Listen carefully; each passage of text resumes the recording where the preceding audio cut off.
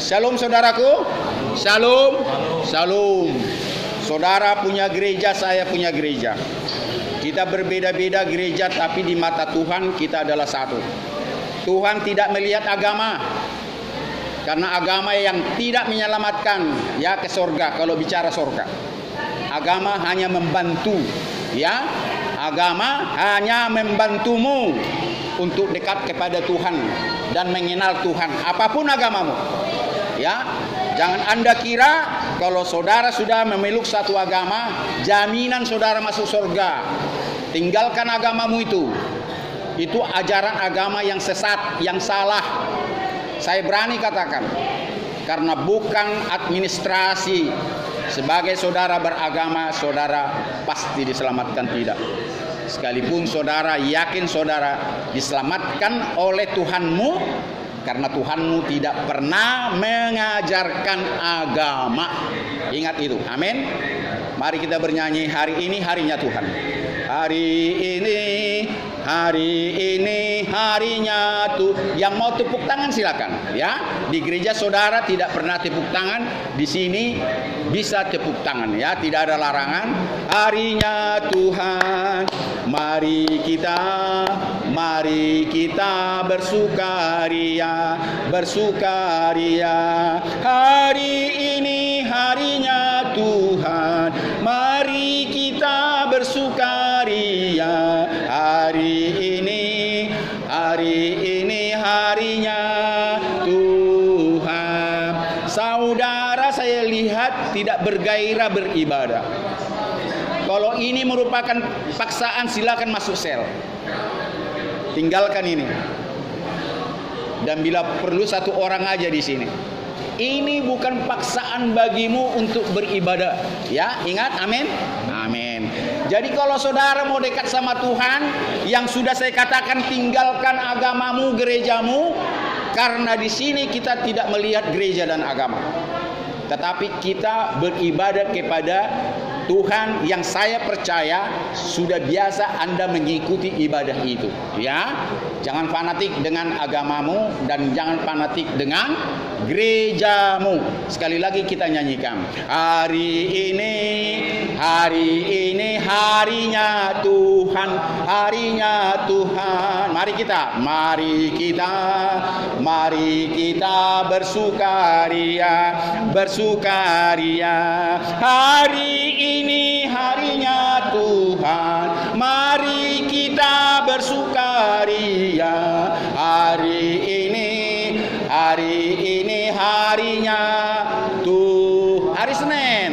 Hari Senin, hari Selasa harinya Tuhan, harinya Tuhan. Hari Rabu, hari Kamis harinya Tuhan, harinya Tuhan. Hari Jumat harinya Tuhan, hari Sabtu harinya Tuhan. Hari Minggu,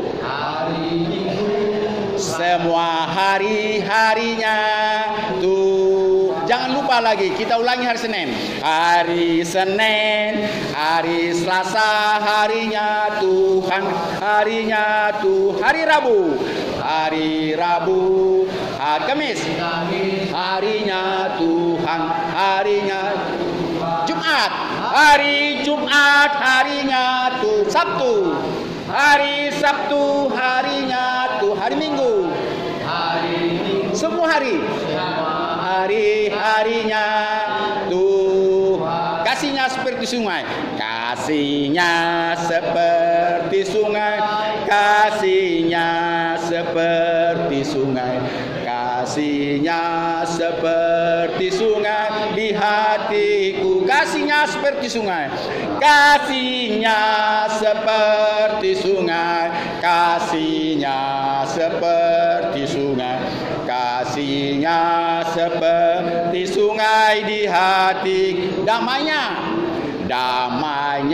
seperti sungai, damainya seperti sungai, damainya seperti sungai di hatiku.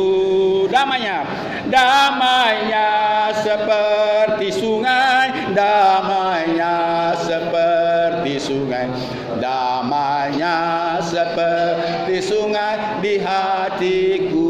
Kita berdoa.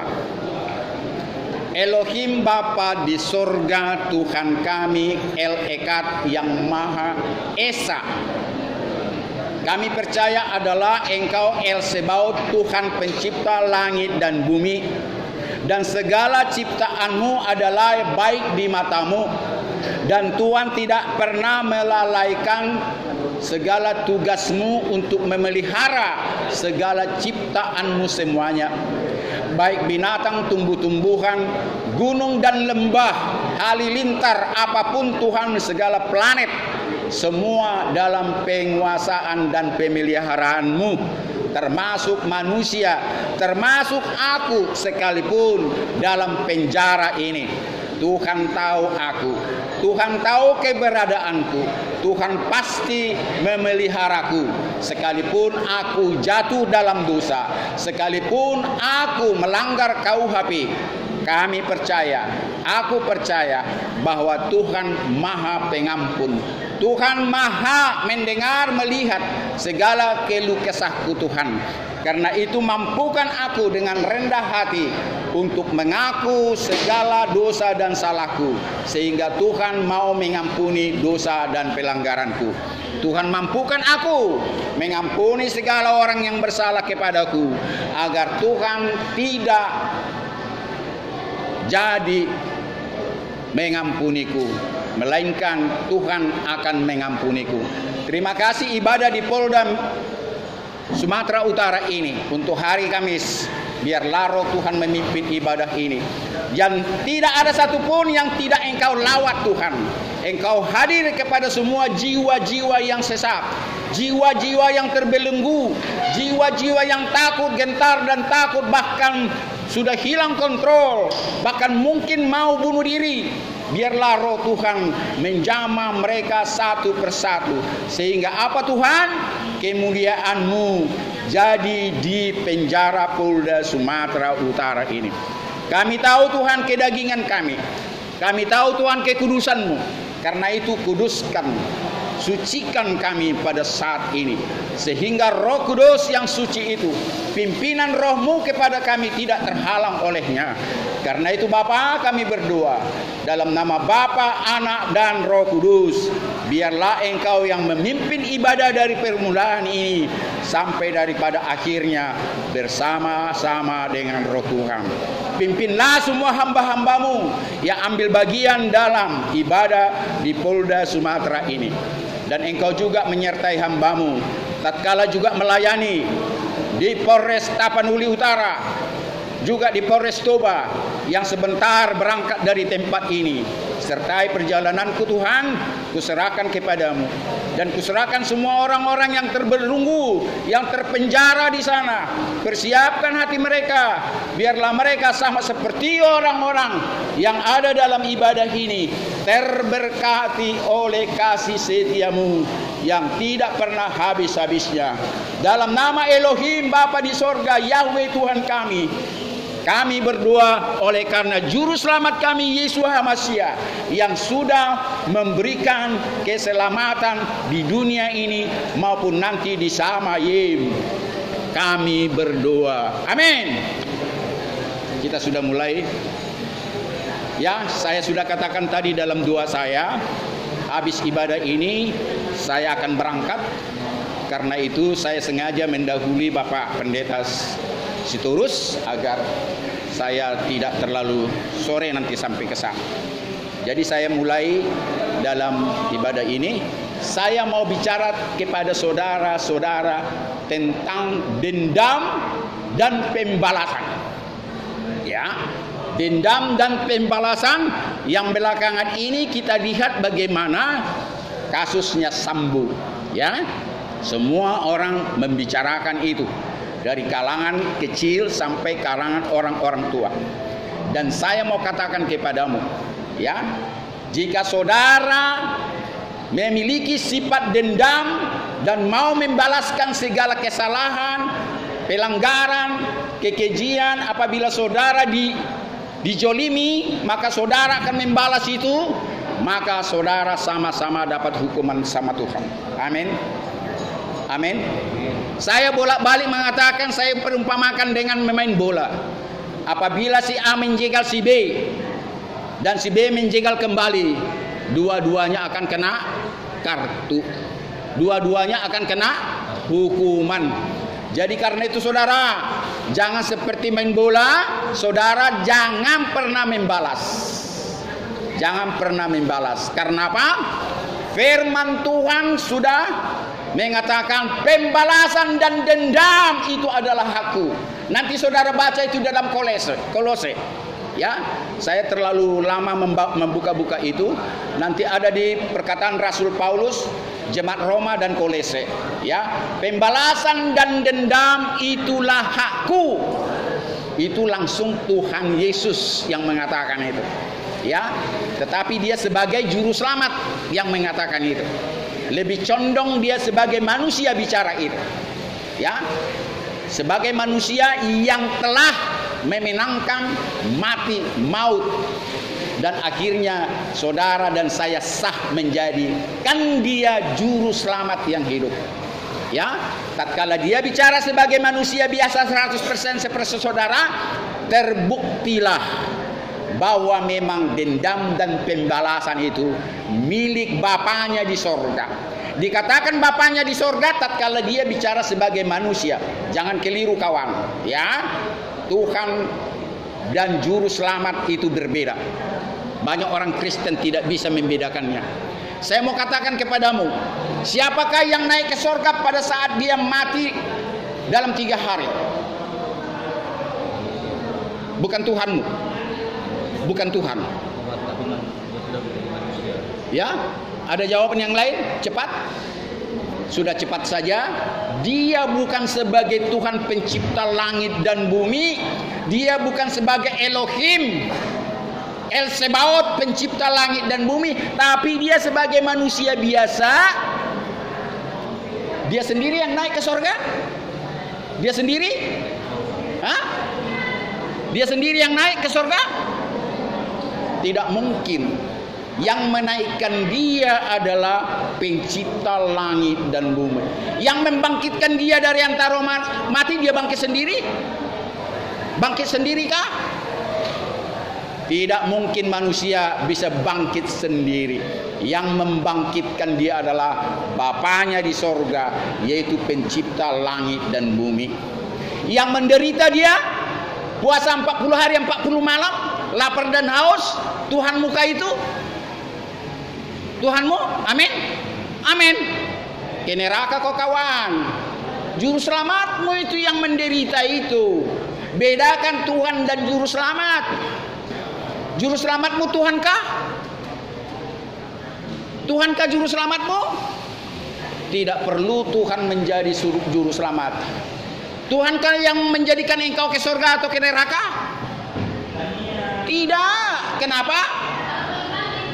Karena Yesus sebagai manusia sudah disahkan sebagai raja di atas segala raja, dan segala kuasa di sorga dan di bumi sudah dimiliki. Bahkan saudara dan saya, jika saudara setia sampai mati, bukan hanya sebagai Kristen saja, agama Kristen saja, tapi setia sampai mati bersama-sama dengan dia. Bersama-sama dengan dia artinya melakukan segala kehendak Bapa di sorga, melakukan segala kehendak apa Yesus katakan tatkala dia sebagai manusia. Amin.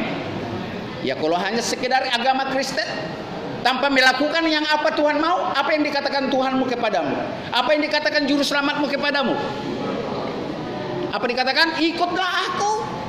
Mengikut dia dalam arti harus kita menderita. Tidak bisa hanya beribadah seperti ini, tidak cukup kawan. Menderita artinya bagaimana? Mengampuni orang yang bersalah kepada kita. Ini yang paling sulit dilakukan oleh manusia. Mengampuni orang yang bersalah kepada kita, sehingga kita tatkala minta pengampunan dosa kepada Tuhan, Tuhan pasti juga mengampuni kita. Ya. Minggu lalu ada pertanyaan di sini. Ya, Pak Pendeta katanya, mana yang paling penting melakukan kebaikan kepada manusia daripada beribadah terus dan berdoa terus? Jawaban saya dua-duanya. Mana yang paling penting? Dua-duanya sangat penting. Tidak ada yang bisa membedakan ini yang paling penting atau ini tidak penting. Tidak ada yang mengatakan ini nomor satu, ini nomor dua. Saya mau katakan, kembali saya ingatkan dalam Matius 25 ayat 31 sampai 46. Jika saudara tidak memberikan makan orang miskin, tidak memberikan minum orang yang haus, tidak memberikan pakaian kepada orang yang tidak memiliki baju, tidak memberikan tumpangan kepada rumahmu tatkala ada orang yang tersesat, dan tidak membesuk orang dalam rumah sakit, dan tidak mengunjungi orang-orang dalam penjara, samalah saudara tidak melakukan itu kepada Tuhan. Sebaliknya, tatkala saudara melakukan itu, yaitu memberikan makan kepada orang lapar, memberikan minum kepada orang haus, memberikan tumpangan kepada orang sesat, dan memberikan pakaian kepada orang yang telanjang, dan mengunjungi orang-orang di rumah sakit, dan mengunjungi orang-orang di penjara, samalah saudara melakukan itu kepada Tuhan. Itulah artinya apa? Saya tidak bisa mengatakan lebih bagus beribadah berdoa daripada kita mengasihi, berbuat baik kepada manusia. Dan saya tidak berani mengatakan lebih bagus kita berbuat baik kepada manusia. Kita juga harus beribadah kepada Dia. Karena Tuhan adalah maha cemburu. Makanya banyak orang Batak keliru, lebih cinta kepada orang tuanya daripada Tuhannya. Sampai sekarang ini, sampai mati orang tuanya tetap setia. Bahkan memberikan makan di kuburan, berdoa di kuburan, dan minta roh orang tuanya memberkati dia saking cintanya kepada orang tua. Saya tidak katakan jangan percaya hukum Taurat yang kelima. Hormatilah orang tuamu agar panjang umurmu di tanah yang diberikan Tuhan kepada. Betul, tepat. Tetapi saudara harus lebih mencintai dia. Karena apa? Khotbah saya terakhir saya katakan apa? Hukum Taurat itu sudah digenapi dengan hukum utama. Saudara tahu? Apa itu? Coba yang kencang, yang cepat. Apa hukum yang utama? Yang kencang, Pak. Hukum yang utama apa itu? Pengganti atau penggenapan dari Ten Command, hukum Taurat. Hukum yang terutama yang pertama adalah kasihilah Tuhan Elohimmu dengan segenap hatimu dan dengan segenap jiwamu. Dan yang kedua yang terutama adalah kasihilah sesamamu manusia. Ini kelanjutan khotbah saya kemarin. Ya, dan saya jelaskan dalam kaitannya, saya mau berbicara tentang dendam dan pembalasan tidaklah merupakan hak manusia. Kenapa Tuhan mengatakan itu? Coba logikanya, kenapa kita tidak berhak membalas dendam dan dendam pembalasan? Ada yang bisa jawab? Saya tadi berdoa El Sebaut, pencipta langit dan bumi. Kalau Dia pencipta langit dan bumi segala isinya, bahkan cacing-cacing dalam perutmu itu, bukankah Dia sang pemilik? Tolong dijawab cepat. Bukankah Dia sebagai pemilik? Karena Dia sang pencipta, maka Dia sang pemilik. Maka itu dirimu sendiri pun bukanlah milikmu, kawan. Jenggotmu yang cantik itu, yang kau ukir-ukir itu, bukanlah milikmu. Botakku ini bukanlah milikku. Satu lembar pun dari rambutmu bukanlah milikmu. Karena apa? Karena bukan engkau yang menciptakan. Cukup jelas? Kalau begitu, apa hakmu membunuh orang? Apa hakmu menyiksa orang? Apakah orang itu milikmu? Tidak. Termasuk binatang engkau tidak bisa menyiksa. Tumbuh-tumbuhan tidak sembarangan kau bakar. Ya, segala ciptaan Tuhan adalah baik di matanya. Ingat, hari pertama sampai hari ke-6 Dia mencipta. Setiap Dia mencipta, apa katanya? Apa katanya? Alangkah baiknya semuanya. Jadi tidak ada yang tidak baik yang diciptakan Tuhan. Saya mau katakan, iblis ciptaan siapa? Iblis juga. Siapa yang ciptakan? Karena saya sudah katakan bahwa Dia mencipta segala sesuatu. Karena iblis pun tidak berhak atau tidak mampu menciptakan dirinya sendiri. Karena itu jangan takut sama gentar, sama iblis, entah apapun namanya itu. Ya, roh-roh jahat, entah apapun namanya itu. Kalau saudara takut, minta kepada Dia sang pencipta. Engkau sang pencipta El Sebaot, aku berdoa kepada iblis yang menggangguku. Lindungi aku dan jaga aku, agar aku jangan diganggunya. Cukup. Tidak usah saudara bikin sesajen. Tidak usah saudara bikin apa, upah-upah dan sebagainya, dan beribadah kepadanya agar saudara selamat. Oh tidak. Yang menyelamatku hanya satu oknum. Maka daripada itu, jangan pernah mendua hati. Baca nanti di dalam Yakobus 1 ayat 6. Orang yang mendua hatinya tidak akan pernah tenang hidupnya. Jika saudara mendua hati kepada Tuhan dan iblis apapun namanya itu, saudara tidak akan pernah tenang hidupnya. Saudara percaya kepada pencipta langit dan bumi, tetapi saudara beribadah ke gua-gua, beribadah kepada gunung-gunung, beribadah kepada pohon-pohon besar yang dikatakan angker dan sebagainya. Saudara taat kepada yang dikatakan angker. Tatkala saudara melintasi, saudara permisi. Bukan permisi kepada Tuhan. Iblis tidak pernah mencipta. Permisilah kepada Tuhan. Saya pernah berak di pantai Pulau Bali. Sekitar itu ada sesajen-sesajen. Hampir semua pantai itu ada sesajen. Ya, saya tidak permisi kepada penguasa pantai itu. Saya tahu sakral itu. Saya tidak tahu saya beol di mana. Saya lihat toilet tidak ada, ya. Kalau ada toilet saya beol situ. Enggak mungkin dong saya di kebun-kebun.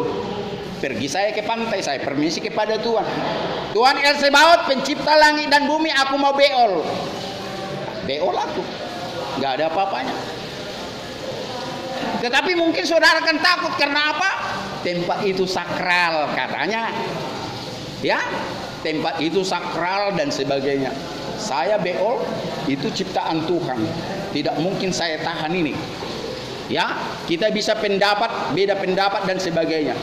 Dan kalau ada yang marah, saya katakan saya sudah permisi kepada pencipta langit dan bumi. Bukan saya menghina atau bagaimana itu tempat di situ dikuduskan. Oh, saya tidak mau. Itu Tuhanku punya, Elohimku punya. Inilah artinya saudara harus beriman. Artinya engkau harus lebih kuat kepada dan takut kepada Tuhan pencipta langit dan bumi, bukan orang-orang yang mengatakan ada kuasa-kuasa pemilik pantai selatan dan sebagainya. Ya, itu kembali kepada hatimu. Kalau engkau mendua hatimu, maka lenyaplah hidupmu. Jadi karena itu saya jelaskan semuanya siapa Tuhan itu dan siapa setan itu. Saudara tidak akan pernah mampu, saya ulangi, saudara tidak akan pernah mampu tidak membalas kejahatan dengan kejahatan apabila saudara masih mendua hati. Tetapi orang yang satu hati kepada Tuhan tidak akan bisa membalas kejahatan dengan kejahatan. Orang yang satu hati kepada Tuhan mampu memberikan kasih yang tulus kepada sesama manusia, mampu memberikan waktu, tenaga, uang dan sebagainya. Ingat Ahok? Ingat Ahok? Tidak akan pernah aku mati. Kalaupun aku mati, aku berterima kasih. Karena hidup adalah Kristus Tuhan dan mati adalah keuntungan bagiku. Ingat pengacaranya si Yosua, Kamarudin Simanjuntak, aku tidak pernah takut mati.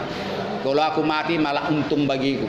Istri dan anakku hidup, dibakar hidup-hidup tatkala aku membela putri daripada Soekarno presiden dulu.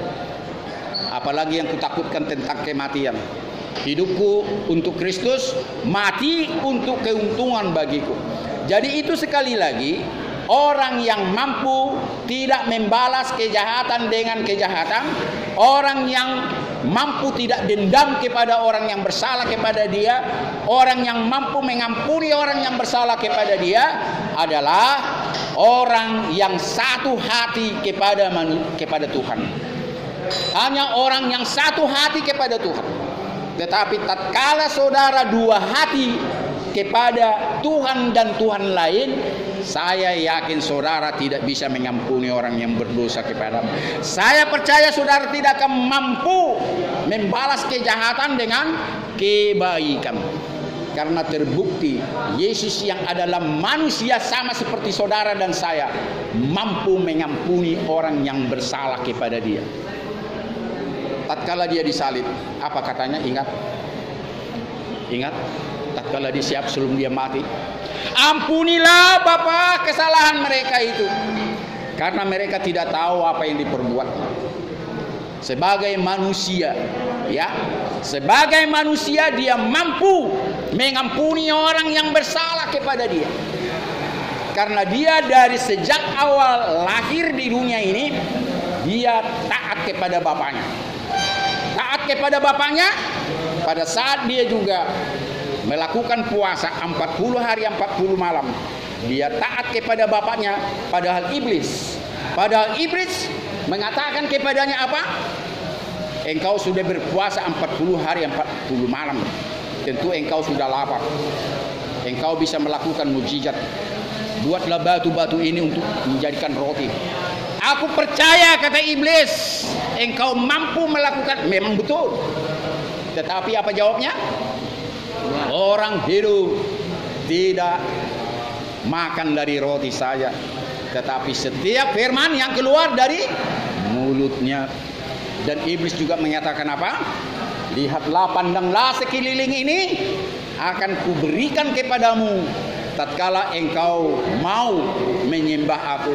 Apa kata Yesus sebagai manusia pada saat itu?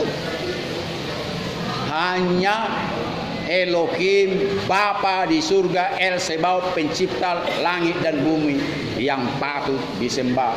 Yang ketiga, saudara ingat, tatkala dibawa ke bimbungan bait Tuhan, jatuhkanlah dirimu karena ada tertulis, engkau kakimu akan ditatang oleh malaikat-malaikat di sorga, sehingga tidak terantuk kepada batu. Apa jawab Yesus sebagai manusia? Karena ada tertulis, Tuhan Bapa di sorga, Elohim, tidak layak diapakan? Hah? Bukan disalib. Istilah ini adalah kembali kita memakai istilah, jangan saudara percaya kepada kemampuanmu, karena aku berdoa dalam nama Yesus, saudara ambil belati, Anda tusuk perutmu. Itu maksudnya itu. Bagaimanapun hebatnya imanmu, apabila saudara menantang orang-orang lain, lihat aku sebagai orang Kristen, ini belati, Anda cucuk begini. Itu yang dimaksud di situ. Ya, karena Tuhan tahu bukan harus seperti itu membuktikan dia mampu menunjukkan kuasa Bapa di sorga. Dia sebagai manusia. Amin. Nah, jadi kembali, biar jangan melebar khotbah ini, sebelum saya akhiri, biar jangan melebar adalah orang yang satu jalanlah kepada Tuhan, hanya satu hati, satu iman kepada Tuhan pencipta langit dan bumi, mampu mengampuni orang yang bersalah kepadanya, mampu membalas kejahatan dengan kebaikan. Tanpa itu saudara tidak bisa apabila saudara memakai Tuhan-Tuhan yang lain. Amin. Amin. Harapan kita apa? Kepada keluarga Joshua, kita berdoa jangan jatuh ke dalam dosa dengan amarah, dendam, pembalasan. Kita berdoa kepada keluarga itu, biar Tuhan janganlah mereka jatuh ke dalam dosa, anaknya sudah mati, jangan orang tuanya berdosa lagi dengan mengutuk Sambo dan rekan-rekan. Mampukanlah Bapa dan Mama Yosua yang sudah dibunuh oleh Sambo dan rekan-rekan.